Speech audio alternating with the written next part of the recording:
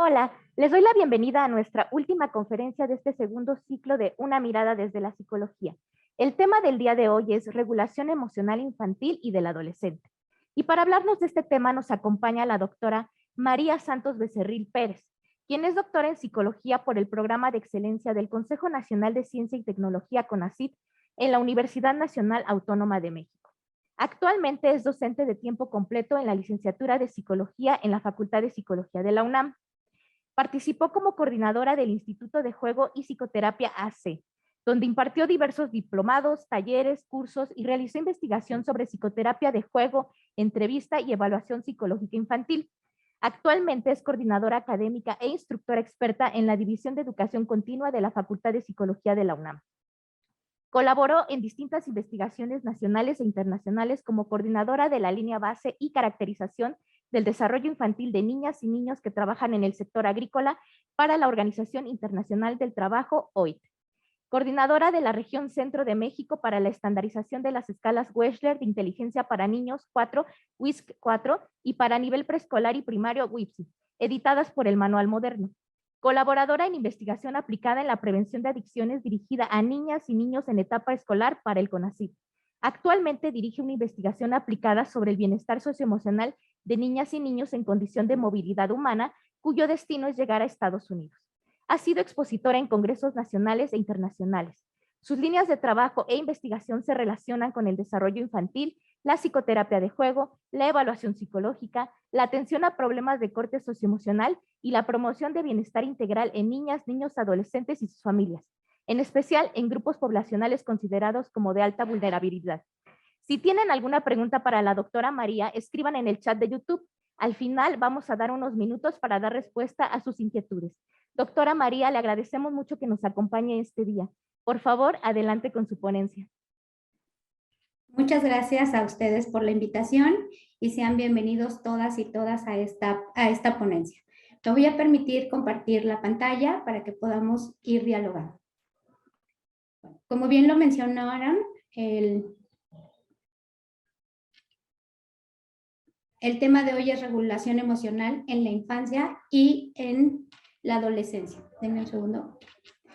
Bueno, lo primero que quiero que toquemos con relación al tema de la regulación emocional son dos conceptos importantes y fundamentales. El primero tiene que ver con las emociones y el segundo tiene que ver con la competencia emocional. Las emociones hay muchas categorías que se le dan, pero desde la perspectiva de la regulación emocional las vamos a ubicar como emociones primarias y emociones secundarias. En el caso de las emociones primarias, estamos hablando que estas son innatas. Esto quiere decir que llegamos a este mundo con estas emociones. Estas emociones tienen un componente de una reacción fisiológica. Quiere decir que cuando las percibimos, nuestro cuerpo tiene una reacción fisiológica, ya sea mediante la sudoración, el dolor de estómago, el temblor en las manos. Esas son reacciones fisiológicas que nos avisan que estamos sintiendo alguna emoción. También puede haber sistemas en el cambio nervioso, se asocian a una expresión facial. Fácilmente podemos reconocer estas emociones básicas, ya sea de enojo, de miedo o de tristeza, y su principal característica es que tienen un fin evolutivo. Esto quiere decir que nos ayudan a distinguir como seres humanos en qué momento estamos percibiendo algo que no está siendo adecuado para nuestra persona, ¿no? El enojo, por ejemplo, nos hace sentir que algo no nos sentimos cómodos. El miedo nos avisa de que podemos estar en peligro. Entonces tienen un fin evolutivo y por ende tienen la función de ser adaptativas. Con estas emociones primarias llegamos a este mundo y es uno de los principales componentes de la regulación emocional. Sin embargo, tenemos otro tipo de emociones que son las secundarias. Estas surgen a partir de la combinación de las primarias. Esto es, ante un evento, nosotros podemos tener dos emociones a la vez. Por ejemplo, si vamos a tener un examen, podemos tener ansiedad, pero al mismo tiempo también podemos tener felicidad porque ya es el último examen. Entonces son emociones que se pueden conjuntar ante un evento y evidentemente la expresión de la emoción se va a aprender a partir de las personas y de la cultura en la que nos desarrollamos. Si nosotros pertenecemos a una familia en la que la expresión de la emoción es poco asertiva, que se da mediante gritos, insultos, aventando cosas, nosotros vamos a conocer y reconocer estas actitudes como si fuera parte de la expresión de la emoción. En ese sentido también tiene que ver la cultura.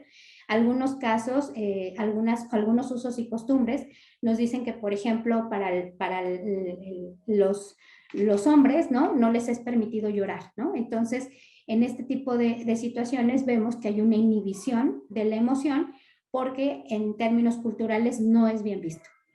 Estas emociones secundarias comienzan a expresarse a partir de los 2 o 3 años. Es muy irónico porque la gente siempre considera que los niños y las niñas no empiezan a expresar estas emociones desde edades muy tempranas y vamos a ver que sí. Evidentemente, como son emociones secundarias, tienen una mayor duración y no tienen esta función de sobrevivencia.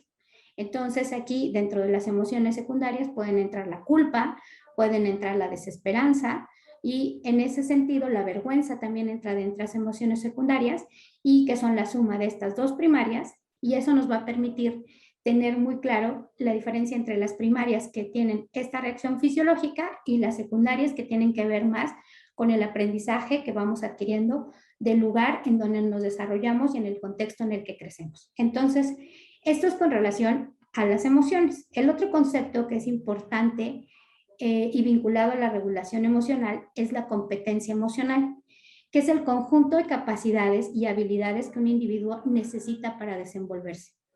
Nosotros vamos a ver que la competencia emocional, dentro de la competencia emocional existe la regulación emocional. En este sentido, tenemos un autor que se llama Rafael Vizquerra, que tiene mucho tiempo trabajando el tema de las emociones y la competencia emocional y de manera particular nos presenta un modelo evolutivo en el que se asocia a la regulación emocional junto con el desarrollo. Entonces, el primer paso que nos enseña es a tener conciencia emocional. Esta conciencia emocional nos va a permitir generar una regulación emocional. Al poseer regulación emocional podemos promover la autonomía emocional y finalmente esta autonomía emocional nos va a permitir tener competencias para la vida y el bienestar. Entonces es un proceso evolutivo que ahorita vamos viendo cómo se va transformando y de qué manera se va presentando a lo largo de la vida. En ese sentido, la conciencia emocional es tomar conciencia de las propias emociones y de las demás. Esto se da en etapas primeras de la vida y también implica la habilidad para aceptar el clima emocional. ¿A qué se refiere este concepto? Es cuando yo llego a un espacio, me doy una pauta para conocer y reconocer qué clima emocional se siente. Si yo llego a un salón de clase y va a ser un examen, seguramente va a ser un clima emocional de ansiedad o de miedo. Si llego a una fiesta, el clima emocional que va a permear en este espacio va a ser como de felicidad, de alegría, de euforia.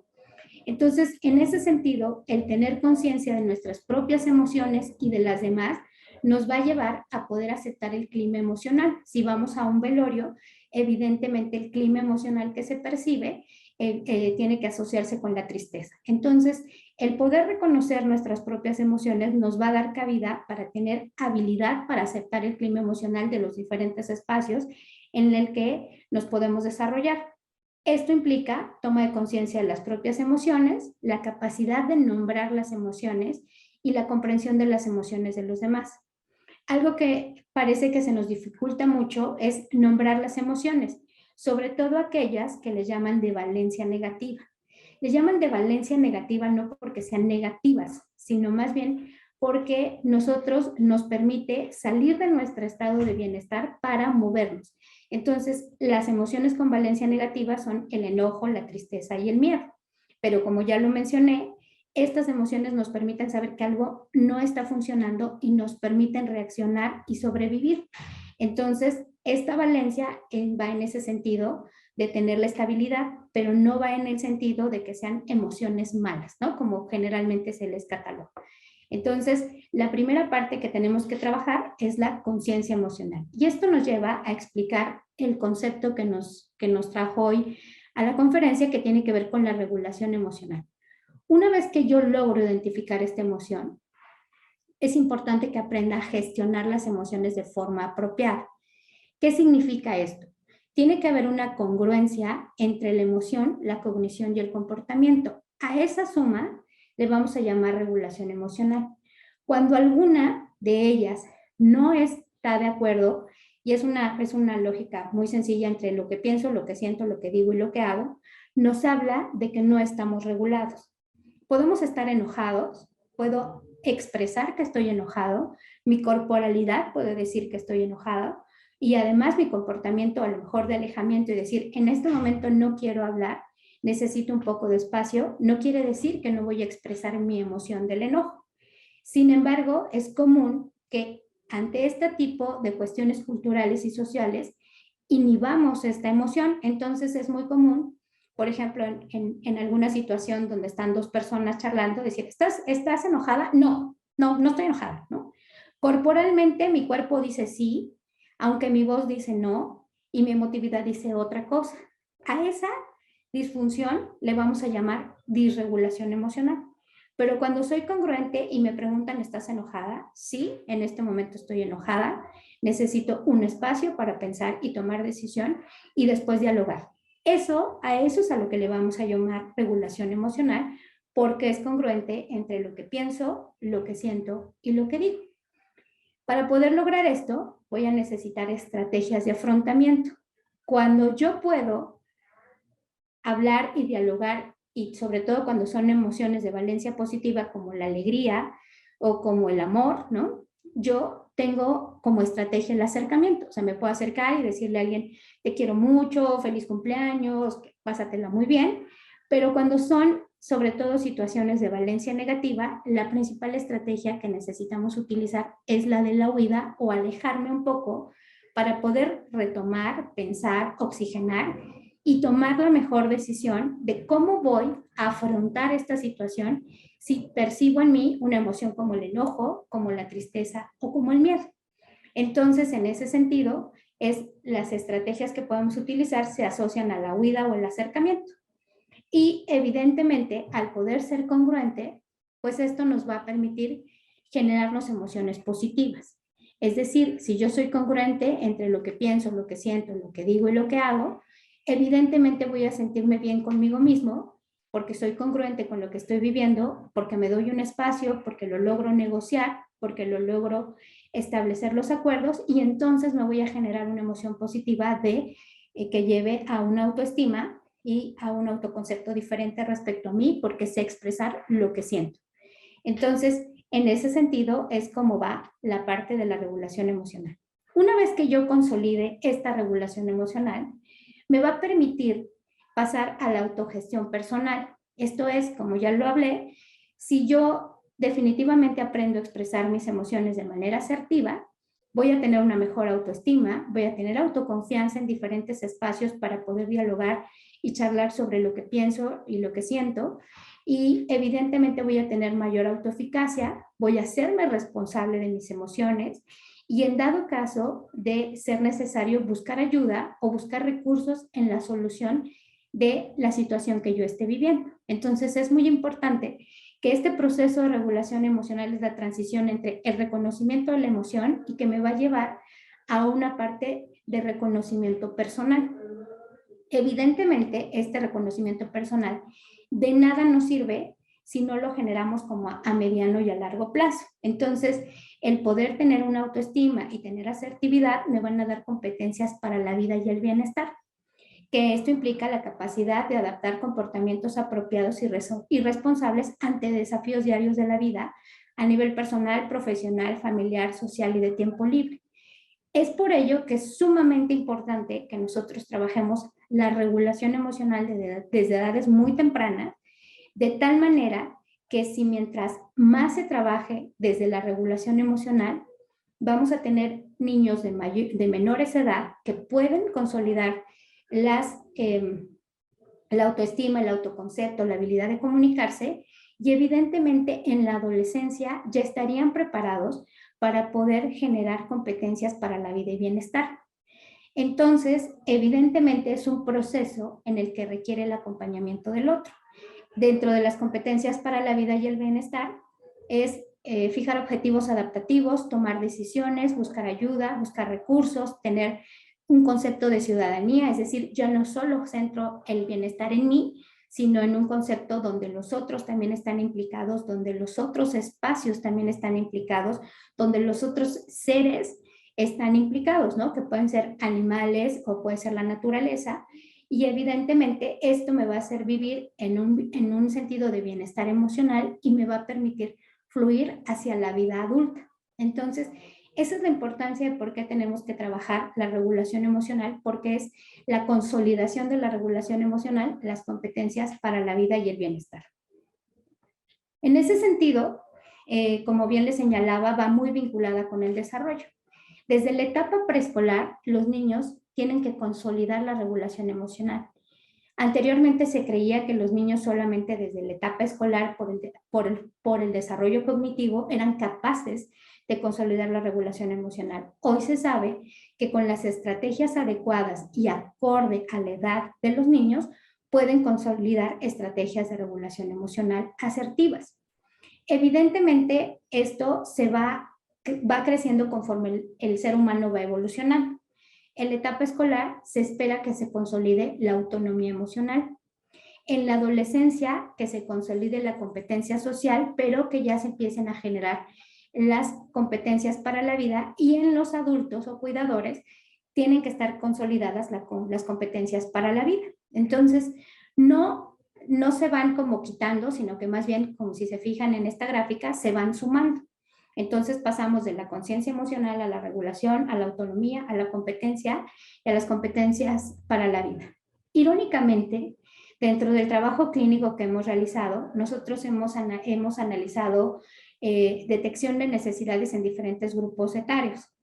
En el caso de los preescolares es muy común que trabajemos el tema de regulación emocional. En las etapas escolares es muy común que empecemos a trabajar desde la conciencia, la regulación y en ocasiones la autonomía emocional. En la adolescencia a veces tenemos que regresarnos desde la conciencia emocional, o sea, es decir, de identificar que esto que siento es enojo, que esto que siento es miedo, que esto que siento se llama culpa, que esto que siento que se llama vergüenza. Entonces, a veces en los adolescentes hay que trabajar desde la conciencia, la regulación, la autonomía, la competencia social y en ocasiones las competencias para la vida. Pero lo más irónico de todo es que los cuidadores, quienes son responsables de modelarle al preescolar, al escolar o al adolescente el cómo comportarse emocionalmente, ¿no? A partir de las expresiones emocionales que yo tengo y comportamentales, el adulto le modela al niño cómo hacerlo. Entonces, irónicamente, ahí lo que encontramos es que hay con adultos que se tienen que trabajar desde la propia conciencia emocional. Entonces, es difícil que un adulto cuidador que no tiene conciencia emocional, que aún le falla en identificar su propia emoción, que le falla su autorregulación emocional, sea quien esté educando y modelando a sus hijos e hijas en relación a cómo expresar las emociones. Entonces, en definitiva, lo que nosotros vemos es que si no trabajamos también con el cuidador, pues evidentemente por muchas estrategias que tú le des a un niño, niña o adolescente, pues el adulto siempre le va a modelar la expresión disregulada de la emoción. Entonces, en ese sentido, es bien importante que cuando nosotros hablamos de desarrollo, no perdamos de vista el rol y la función que tienen los papás en la consolidación de la regulación emocional. En términos estrictos, el proceso de la regulación emocional viene de una regulación externa que se espera el adulto, ya sea el padre de familia, el cuidador o el docente, tenga una propia autorregulación. Entonces, yo soy un adulto que decido ser madre de un niño y en teoría yo ya, acorde con lo que en la tabla anterior, pues yo ya tengo consolidadas hasta mis competencias para la vida. Y evidentemente, pues cuando yo decido ser madre de familia y tengo a mi hijo, empieza un proceso de corregulación, no solo a nivel filial, o sea, es decir, de mí para con mi hijo, sino también hay una corregulación entre la pareja y una corregulación entre la vida adulta.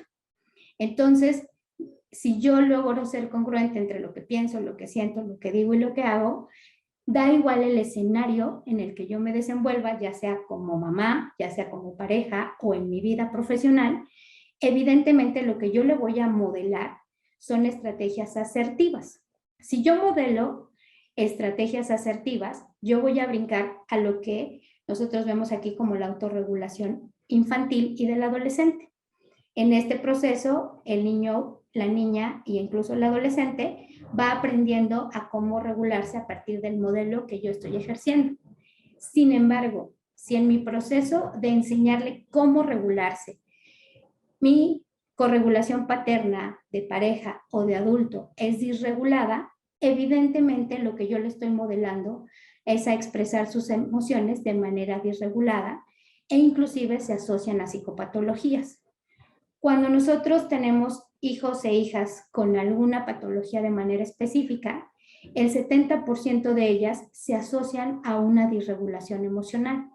Por ejemplo, en el caso de el TDA, ¿no? El trastorno por déficit de atención e hiperactividad, se asocia con umbrales bajos y se asocia con poca tolerancia a la frustración.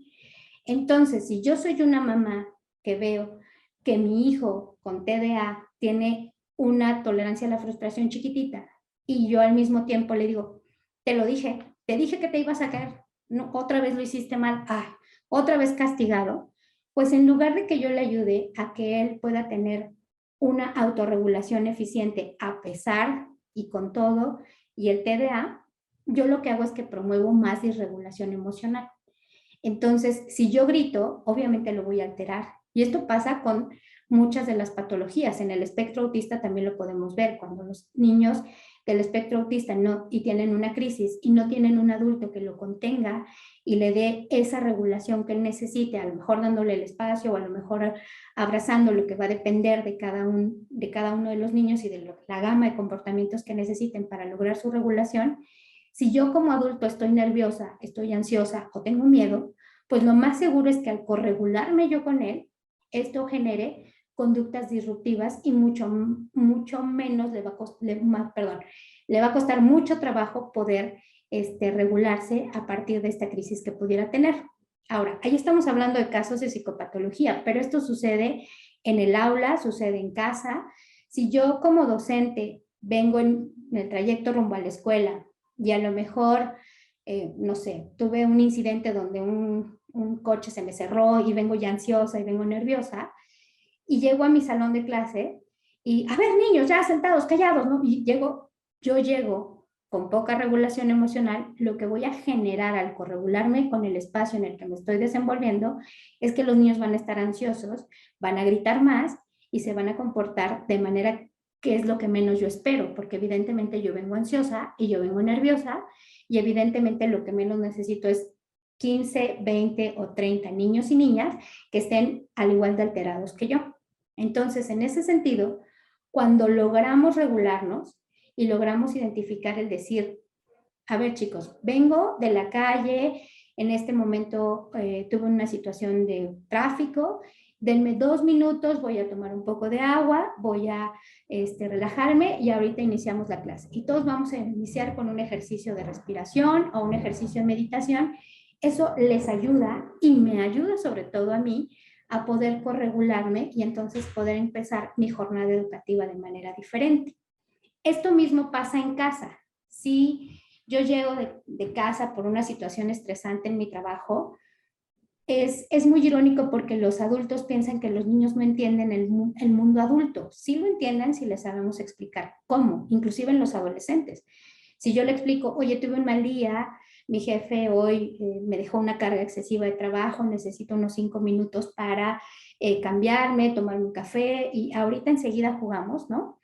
Si yo expreso eso, yo le estoy enseñando a cómo él, también cuando tenga un mal día o un mal momento, puede pedir su espacio para recuperarse emocionalmente y entonces compartir con los otros.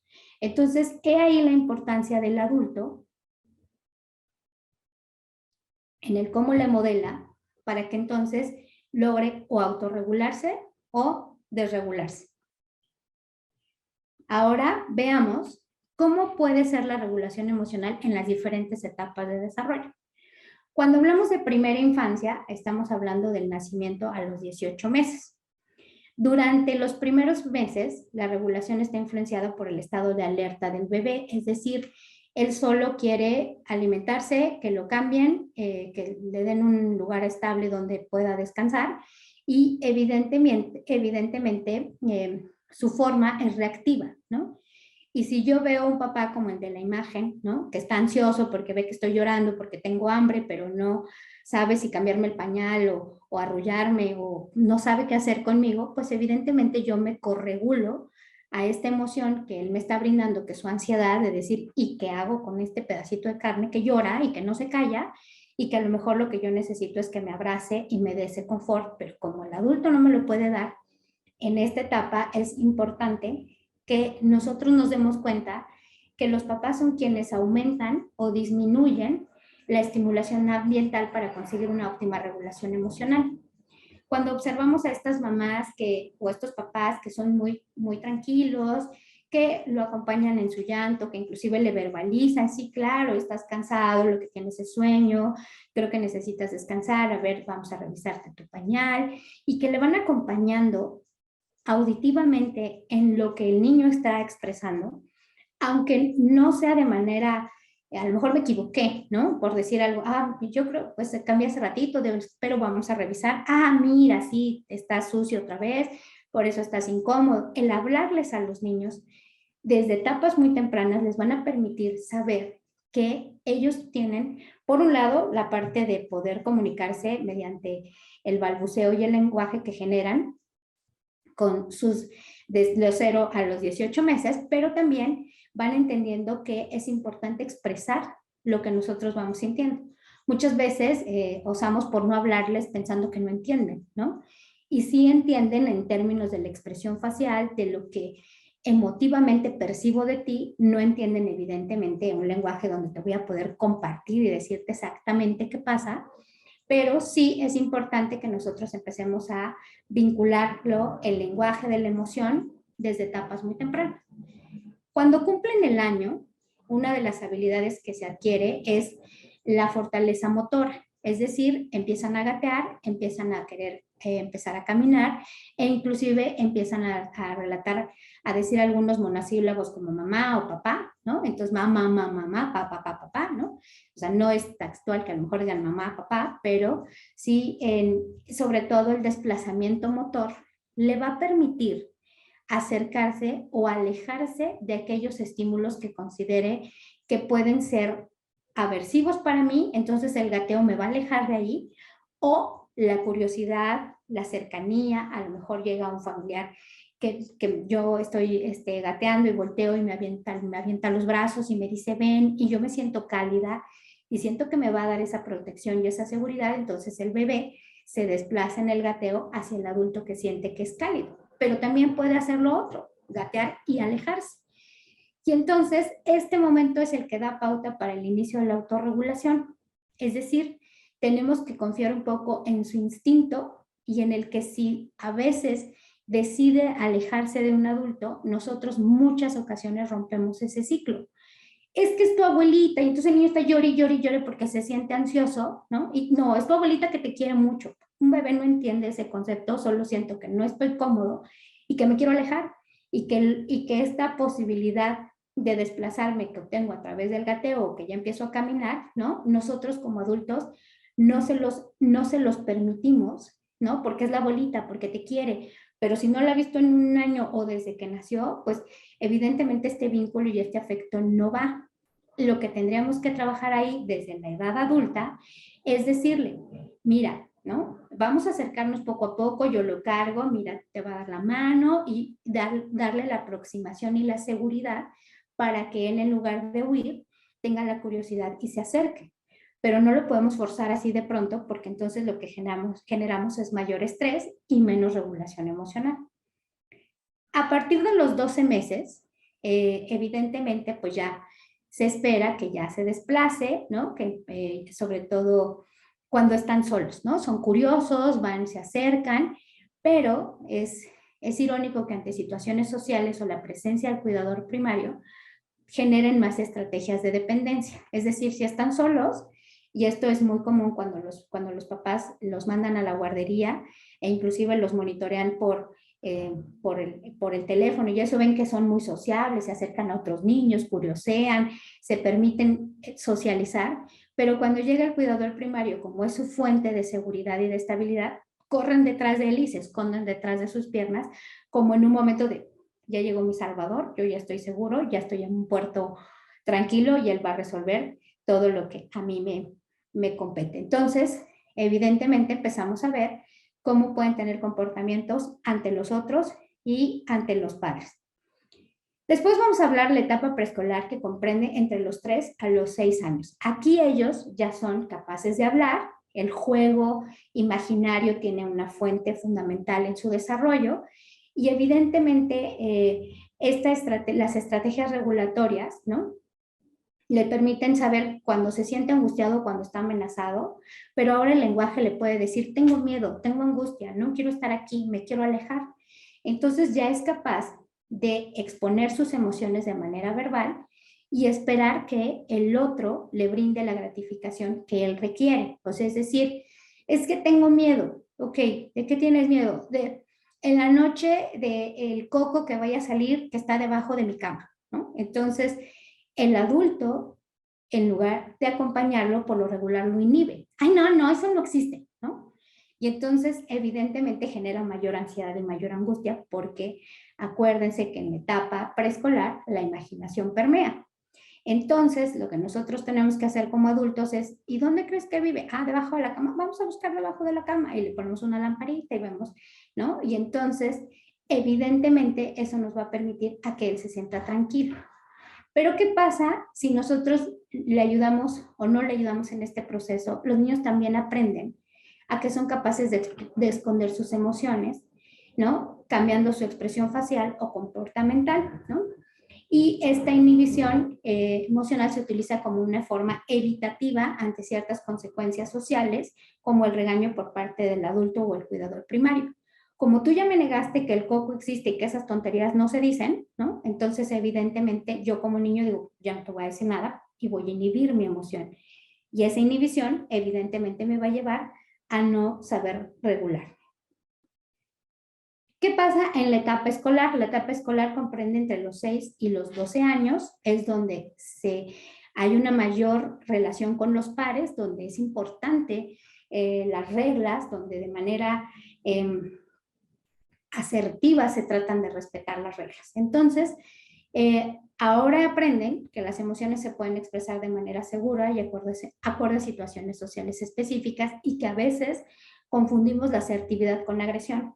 Los niños de etapa escolar son muy asertivos en decir las cosas. Entonces, si dicen está feo, pues es porque desde su percepción está feo, ¿no? Y el adulto a veces les dice, no se debe de decir así, ¿no? Entonces, pues es que no, y ahí lo que es importante un poco es trabajar la empatía, trabajar la parte colaborativa para que entonces él analice que la expresión de sus emociones tiene que ser de manera asertiva. Ahora se presenta la habilidad reflexiva y valorativa en relación a su comportamiento y el de los otros. Es decir, ahora yo puedo reflexionar lo que hice, valorar si lo que hice pudo lastimar a otro o pudo lastimarme, y entonces yo poder saber cómo relacionarme con los otros. Si estoy con un niño o una niña que está siendo violento para conmigo y yo tengo la capacidad de reflexionar y valorar que esa amistad no me es conveniente, entonces lo mejor que puedo hacer es alejarme de esa amistad y eso va a contribuir para que yo me sienta mucho más autónomo y capaz de seleccionar mis emociones. Entonces, dentro de esta etapa, pues se van dando cuenta que las emociones pueden perdurar y que también pueden afectar a una persona, ¿no? Son capaces de hablar acerca de las razones asociadas a su comportamiento y emoción, así como aceptar que pueden modificar su comportamiento si no es apropiado a cada situación. Y esto es acompañándolo más no culpándolo. O sea, es decir, si a lo mejor tomó algo que no era suyo, entonces es importante acompañarlo en que afronte la consecuencia de la situación y que evidentemente acepte la emoción que está viviendo, que a lo mejor es culpa, que a lo mejor es vergüenza, que a lo mejor es miedo, y que evidentemente el adulto, en lugar de rechazarlo o reprocharle, sea un acompañamiento mucho más cercano donde le ayude a modificar su comportamiento. ¿Y qué pasa en la adolescencia, donde creemos que evidentemente los perdimos, ¿no? Porque empiezan a ser mucho más lejanos de casa, porque empiezan a mirar las cosas desde el punto de vista de otros, donde los otros tienen un lugar muy importante, donde inclusive puedo poder tener imágenes de algún líder o de alguien más que fuera de casa, y evidentemente sus decisiones se vuelven más individuales, ¿no? En función de la motivación y la meta. Y entonces esto genera mucho ruido en el adulto, le genera mucha ansiedad y le genera mucho miedo. En los adolescentes, al adulto le cuesta mucho trabajo decir, tengo miedo de que te vayas con tus amigos, ¿no? Y en cambio, utilizan el enojo como la estrategia para poder manejar. No, no sales, no sales, no sales, no tendiste la cama, no sales, ¿no? Entonces, en lugar de decir, a ver, considero que tus amistades no son apropiadas, déjame conocerlas, no los conozco, a qué lugar vas, cuánto tiempo, o sea, una estrategia de negociación, el adulto regularmente se enoja cuando en realidad lo que está sintiendo es miedo o ansiedad ante situaciones que los adolescentes van a experimentar de manera autónoma.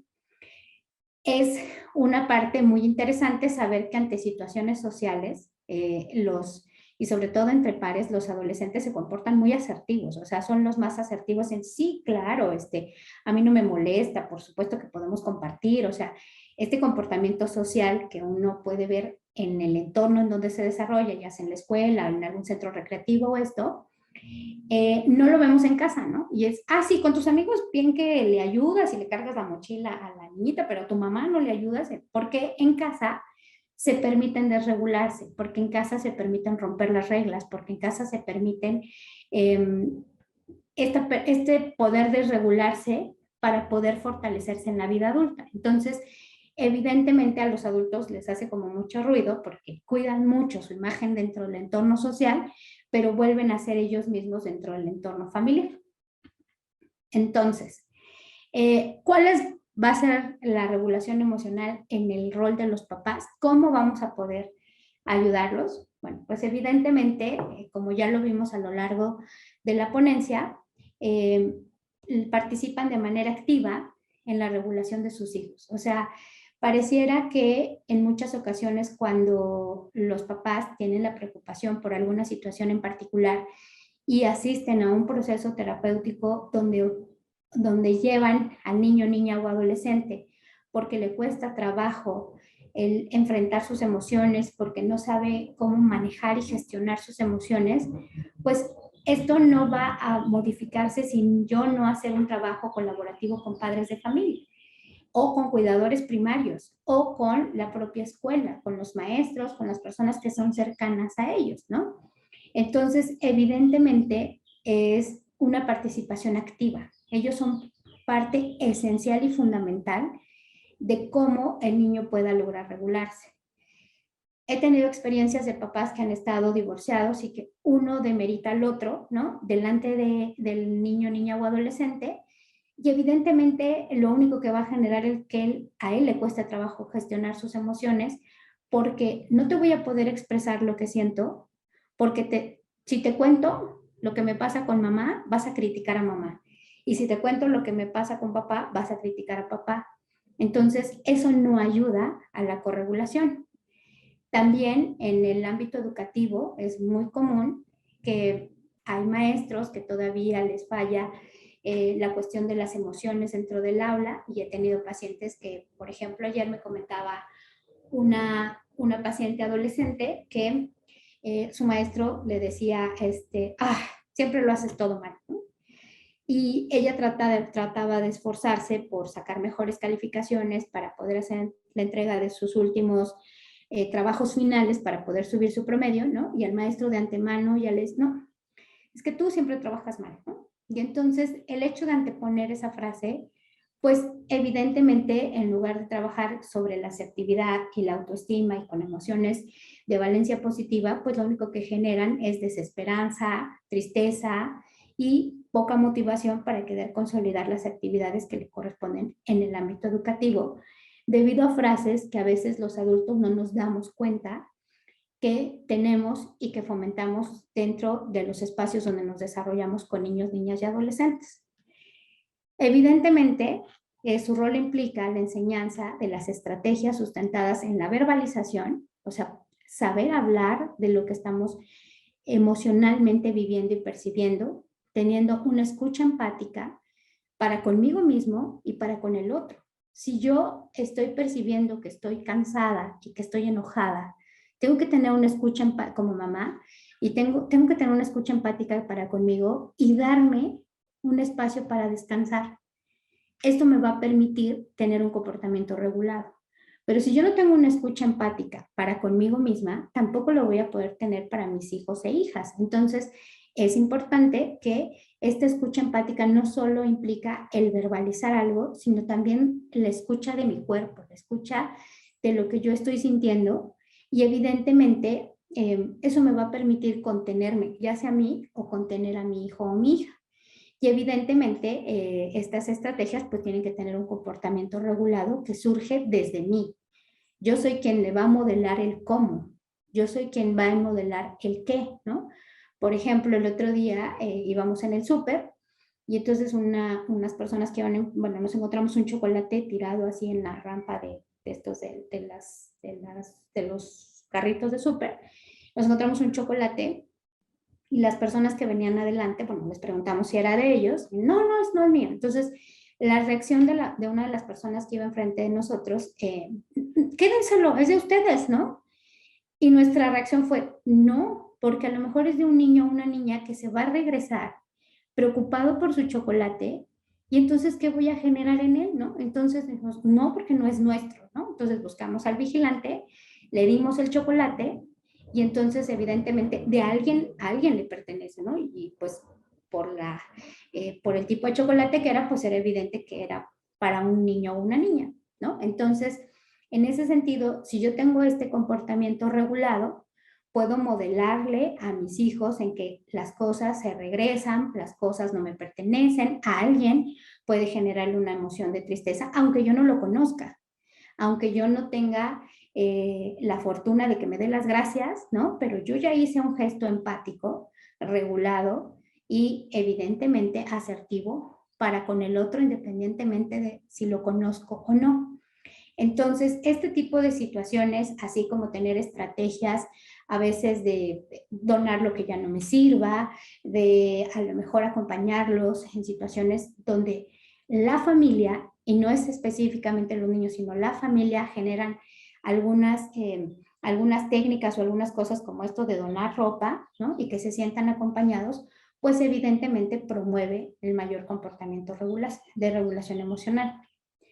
¿Qué dificulta la autorregulación? El ignorarlos, el mentirles, el negar o restringir sus emociones, el burlarse, tener mínima interacción con ellos, ceder también ante los deseos. A veces los papás consideran que cuando son sobreprotectores, promueven el que estén bien los niños, niñas y adolescentes. Y esto no, ceder ante los deseos, el ser sobreprotectores también genera conducta irregulada, porque evidentemente no lo estoy haciendo fuerte para afrontar la tolerancia a la frustración. Entonces, en ese sentido, vamos a encontrar niños y niñas que constantemente tienen dificultad con la autoridad porque no me enseñaron a tener una gratificación para la espera. Entonces, si me enseñan a esperarme que posteriormente voy a tener una gratificación, entonces puedo trabajar con mi tolerancia a la frustración. Si todo me lo dan en exceso, pues evidentemente siempre me siento como que todo me lo tienen que dar y me lo tienen que dar ahorita y el mundo no opera así. Y evidentemente tampoco ayuda a la regulación las intervenciones físicas, ya sea mediante golpes o algunas situaciones de maltrato. Eso no permite la regulación. ¿Qué sí facilita la regulación? Cuando está un niño previo a un proceso de berrinche, si yo lo observo, y esto es un ejercicio bien importante que hacemos mucho con los papás, es observa porque antes de que se detone el berrinche, él va a hacer algo. A lo mejor aprieta los puños, a lo mejor se hace así, y en ese momento es el momento de desviar la atención. Entonces, mira, ya te fijaste que no sé, entonces eso hace que se distraiga el cerebro y entonces pueda ubicar y enfocarse en otra cosa, y eso va a permitir que la emoción no detone en un gran berrinche. Sin embargo, si el niño ya está en la etapa del berrinche total, lo mejor que hay que hacer es dejarlo. La emoción no es eterna, es una curva, cae, y una vez que ya esté tranquilo, puedo yo negociar y puedo hablar. El adulto entra en pena o en mucha cuestión de prejuicio social, entonces cuando están en pleno berrinche los quieren cargar, los quieren, ya tranquilízate, tranquilízate, ¿no? Y yo estoy igual de disregulada y entonces no ayudo. Lo ideal es dejar que pase este momento y entonces el adulto se pueda acercar para poder consolarlo física y verbalmente. Es importante nombrar y explicar la emoción que están viviendo. Estás enojado, estás frustrado, tienes miedo y explicar por qué. Alentar y motivar a que perciban las emociones y nos lo comenten, ¿no? O sea, ¿estás feliz? Porque, es que voy a ir a una fiesta. Sí, ¿y quién va a ir? A ver, platícame. ¿Por qué consideras que vas a ser feliz? Sí, es que ahora con la pandemia no he visto a muchos niños, entonces por fin voy a ver niños, ¿no? Y evidentemente también nuestro lenguaje no verbal, ¿no? En la forma en que modulo mi voz, la postura corporal que yo tengo, pues eso va a facilitar la regulación emocional. Finalmente, lo único que quiero, y para cerrar este trabajo, pues es explicarles que acompañar asertivamente a un niño, niña o adolescente en el fortalecimiento de su regulación emocional le permitirá que logre un crecimiento interpersonal e intrapersonal que es esencial para etapas posteriores de la vida. Entonces, pues por mi parte es todo y estoy abierta a preguntas o comentarios que tengan al respecto. Gracias, doctora María. Tenemos algunas preguntas del público. Comienzo es Cristel Vargas. Buen día. ¿La culpa sería un sentimiento, según entiendo, no una emoción? ¿Y a qué edad puede surgir? Ok, la culpa es una emoción secundaria porque es de la suma de dos primarias. La diferencia entre la emoción y el sentimiento es que cambia de ser, las emociones son rápidas y pasan a ser sentimiento cuando tenemos situaciones cognitivas que nos llevan a pensar en posibles consecuencias asociadas. Por ejemplo, a mí en este momento me dicen voy a tener un examen, mi reacción de emoción es miedo, pero mi experiencia, como he reprobado muchos de mis exámenes, es me va a ir mal, entonces ya me siento terrible, ¿para qué estudio? Eso ya es un sentimiento. Cuando un sentimiento dura mucho tiempo, entonces es al que le vamos a llamar un estado de ánimo. Es decir, tengo un estado de ánimo de miedo o de depresión o de alegría. Entonces, esa es. Y luego, ¿a qué edad inicia? Más o menos inicia la culpa alrededor entre los 3 y 4 años porque me doy cuenta de lo que estoy haciendo de manera correcta o lo que estoy haciendo de manera incorrecta. Inicia, se consolida en la etapa escolar donde cognitivamente ya ubico al otro y me doy cuenta del efecto de mi comportamiento en el otro. Gracias. Adi Nava, buenas tardes. Por favor, mencionar cómo se trabaja la competencia emocional en personas con trastorno del espectro autista. Lo primero que tenemos que trabajar en el trastorno del espectro autista es conocer cuáles son las habilidades que tienen las personas dentro del espectro autista, conocer cuáles son las tolerancias a la frustración y ante qué, cuáles son las reactividades. O sea, el espectro autista de lo que nos habla es que tenemos una gama amplia de comportamientos y no hay un patrón específico. Entonces, nuestro primer trabajo es conocer y reconocer quién es el niño, niña o adolescente con el que estoy enfrente, y una vez que conozco, empiezo a generar estrategias a partir de lo que el espectro me permita. Por ejemplo, hay algunos niños que son verbales, entonces puedo ayudarle a que exprese la emoción y que me diga, esto que estás sintiendo se llama enojo. ¿Cómo se llama? Enojo. Y te lo van diciendo, estoy enojado porque, y es un poco más verborreico, no tanto como en la parte introspectiva, pero si no tengo esta verbalización, lo que yo voy a hacer es que le voy a colocar esa emoción y decir, esto que está sintiendo se llama enojo, a pesar de que él no lo repita. Entonces sí va a ser diferente para cada persona porque el espectro es muy amplio, pero en términos estrictos se trata de que haya un reconocimiento por lo menos de las emociones básicas y que exista algo asociado a estas emociones básicas. O sea, por ejemplo, si veo que él está enojado y tiende a aventar cosas o a pegarse, entonces yo voy a tratar de regular para mediar esa emoción y entonces llevarlo a que no se pegue o a que no maltrate cosas. Entonces, esto va a depender del poder tener una observación amplia del comportamiento y a partir de ello generar estrategias dependiendo de cada espectro, porque ahí sí no hay un común patrón a seguir. Gracias. Blanca Juárez, ¿qué competencias consideras para la vida? El poder tomar decisiones es la competencia esencial para un adolescente, el poder tomar decisiones y hacerse responsable de su decisión, creo que es la fundamental que un adolescente tiene que consolidar. Si decido irme a una fiesta sin un permiso y sé que la consecuencia asociada va a ser que mis papás se enojen profundamente conmigo y no me dejen salir, y lo asumo el reto y asumo el riesgo, es como esta habilidad para la vida que la tengo que aprender a asumir, ¿no? Entonces creo que es una de las importantes, ¿no?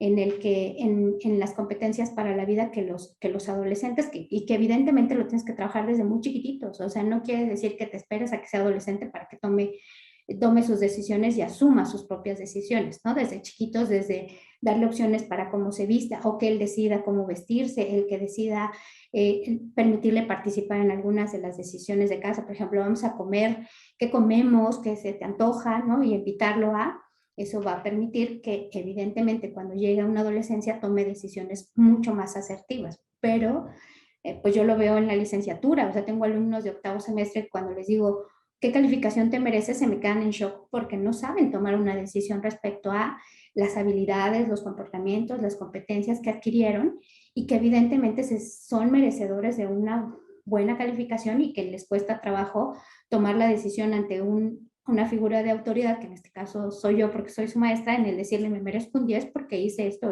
o no me lo merezco por esto y esto y esto. Entonces creo que la toma de decisiones es fundamental. Gracias. Aguilar Meléndez, gracias por la información. ¿Podría mencionar técnicas para el manejo de la frustración en niños? La primera técnica es la que les digo en la anticipación. Esa es esencial. Si yo observo y distraigo anticipadamente, no llego a la parte de la frustración. Si ya llegué a la frustración, necesito que ésta explote. No puedo hacer mucho excepto ver que no se lastime, porque necesita la emoción. Pero una vez que ya pase este proceso, el acercarte, ya el cerebro está como relajado, puedes entonces dialogar y poder llegar a acuerdos y poder llegar a negociaciones y que se pueda dar cuenta de sus actos o de sus fallas conductuales, ¿no? O el daño que pudo haber hecho a otros, y entonces poder a partir de eso reparar. Si yo anticipo y distraigo, entonces primero lo que voy a hacer es que lo voy a distraer con cualquier cosa, ¿no? Ah, mira, están pasando en la televisión este programa que es muy interesante para ti. Una vez que él ya se distraiga y que de nuevo baje la atención, eso que querías estaba complicado porque mira, si te subes te puedes caer, vente, vamos a ver, ¿no? Mira, ahora ve, vamos a medir, y entonces no es que yo omita la acción, sino que primero necesito distraerlo, que baje el umbral y entonces yo puedo ya retomar la acción para poder tranquilizarlo. Gracias. Citlali Ortiz, ¿cómo podemos trabajar la regulación de las emociones en niños que aún no hablan? ¿Qué podemos hacer si el niño vive en un contexto familiar que no favorece la regulación de las emociones? Lo primero es desde que lo que les decía, cuando son bebés podemos hablarles y decirles lo que están expresando.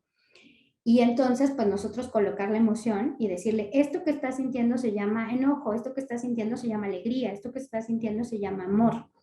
Eso es por un lado cuando aún no están verbalizados los niños. Por otro lado, cuando vivimos en contextos adversos, lo que en ocasiones trabajo, cuando ya son un poquito en etapas escolares o posteriores, es asumir la responsabilidad del espacio en el que estoy viviendo, ¿no? O sea, es decir, tengo un papá, voy a poner un ejemplo, ¿no? Que tiene un problema de adicción con el alcohol y que entonces él tiene sus momentos difíciles, y entonces al tener estos momentos difíciles, ¿qué voy a hacer yo para que en sus momentos malos de disregulación no me afecte a mí? Entonces pues me voy a mi cuarto, me alejo, no me acerco para que no sea violento conmigo, o sea, le voy enseñando como estos espacios de sobrevivencia dentro de un contexto de realidad, porque yo no puedo prometerle que al papá se le va a quitar estos comportamientos disruptivos, ni tampoco le puedo prometer que el papá va a dejar de tomar, ni tampoco puedo prometer que va a cambiar, porque difícilmente yo lo puedo trabajar en un proceso de terapia, pero lo que sí puedo hacer es darle estrategias para que se aleje y entonces no se enfrente a un momento de disregulación emocional por parte del adulto. Gracias. Tania Rangel, ¿qué pasa con los niños y adolescentes que pueden autolesionarse? La parte de la autolesión se vincula mucho a la frustración, pero es una frustración que no se habla, sino que más bien se inhibe y se resguarda hacia uno. Y entonces, como tengo el enojo contenido, lo que hago es como para aminorar, entonces me lastimo. Es mucho más difícil el trabajar con personas con situaciones internalizadas, como es este caso, que las externalizadas, porque los externalizados nos llegan desde etapas muy tempranas. Un niño que hace berrinche, un niño que se hace pipí, un niño que pega, un niño que se porta mal, como tiene un comportamiento observable, es muy fácil que lo lleven a terapia. Por lo regular, los niños con conductas de autolesiones son niños mucho más no tiene amiguitos, pues casi no habla con nadie, pero pues es normal, es un niño bien tranquilito, ¿no? Y cuando van creciendo en la adolescencia y como nunca pudieron regular ni expresar sus emociones, evidentemente tienden hacia la autolesión. Entonces, en ese sentido, lo que nosotros tenemos que trabajar es justamente la regulación, es justamente el acompañarlo, poder expresar sus emociones ante quienes lo perciba, si es una situación con papá, si es una situación con mamá, si es una situación con alguien, y en esta regulación darles estrategias que les pueden ayudar a expresar la emoción en lugar de lesionarse porque no son capaces de compartir la emoción que están percibiendo. Gracias. María Elena Piñón Valdés, ¿nos podría dar estrategias dinámicas, cuentos, herramientas para la regulación emocional en niños en etapa escolar o de adolescentes, por favor? Perdón, si me das 2 segundos, están aquí, déjame tiro.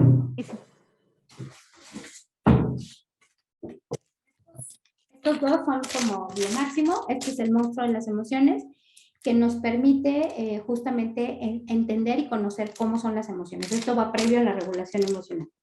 Y este que está aquí, el de cómo te sientes hoy, en lo que está plagado es de explica la emoción, ¿no? Y adentro trae toda una serie de estrategias que pueden utilizar para fortalecer la emoción de la que se habla. Entonces, este tiene estrategias muy concretas que van desde rasgar papel si estoy enojado, pegarle una almohada, que no sean comportamientos disruptivos, y dependiendo de cada una de las emociones vienen estos materiales que son adicionales. Es en el caso de los cuentos. En el caso de estrategias sencillas, pues inicia desde verbalizar la emoción. Segunda, reconocer que es, por ejemplo, podemos tener niños activos, entonces va a decir, vamos a correr, ¿no? Y entonces puedo salir con él, jugar, distraerlo.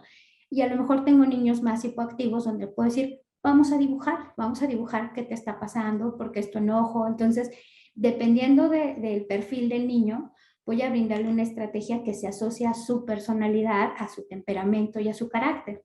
A un niño que es activo y yo lo quiero poner a dibujar, se va a aburrir, va a decir, ay no, qué flojera, esto no lo quiero hacer y no logro lo que quiero hacer. Pero si salgo con él, camino, corro y de pronto un poco jugamos de, ¿qué te hace el enojo? A ver, corre como si el enojo te invadiera. Entonces a lo mejor corre rápido, rápido, y lo que voy a hacer es que lo voy a ayudar a que se regule.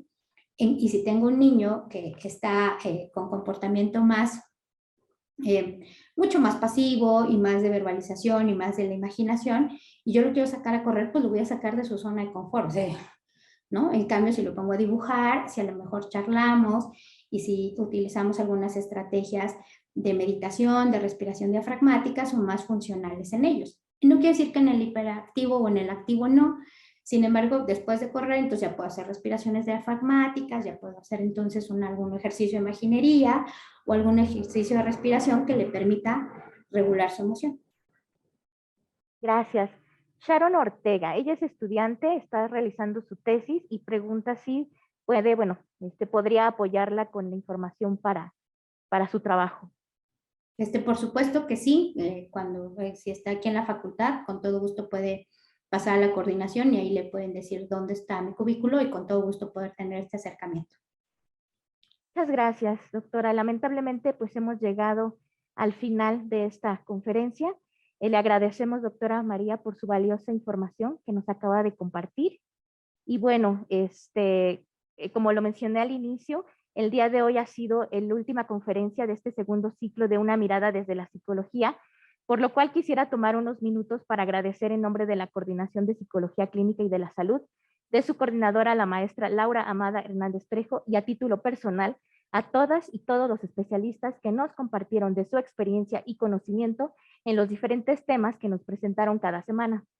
Gracias a la Unidad de Desarrollo de Materiales de Enseñanza y Apropiación Tecnológica UDEMAT y a quienes integran ese increíble equipo de trabajo, en especial mi agradecimiento a Lorena, Evelyn, Hermes, Juan, Mónica, al maestro Carlos García Arano, por el apoyo brindado en la producción, transmisión y difusión de cada una de las conferencias.